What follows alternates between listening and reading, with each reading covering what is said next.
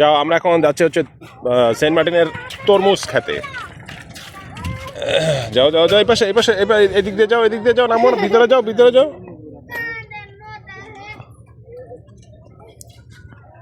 আসো, এদিকে আসো।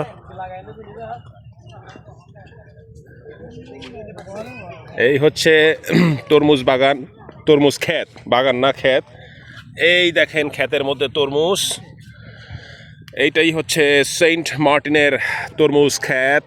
মোটামুটি সাইজ খুব একটা বড় হয় না সেন্ট মার্টিনের যে তরমুজ, এইটা মোটামুটি কিছুটা বড় হয়েছে।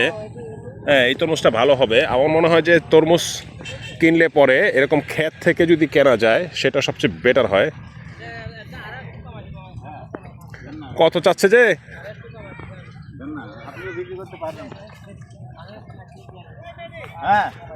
কত চাচ্ছে যে?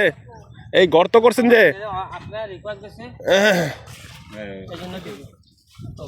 কোনটা নিছেন ভাই? এটা নিছেন? কোনটা নিছেন? কোনটা দেখছেন? এটা আপনারা কয়টা কিনছেন? একটা কয়টা কিনতেছেন? হ্যাঁ, আমরা একটা নিব। কত বলতেছে?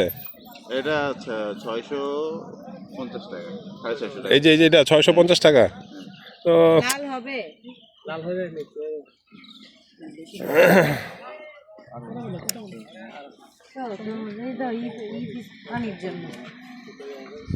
এই গর্ত করছে কেন? এখানে পানি জমায় রাখার জন্য? ও আচ্ছা, হ্যাঁ সেটাই বলতেছি। তরমুজের দাম কিন্তু মোটামুটি কম না, ভালোই।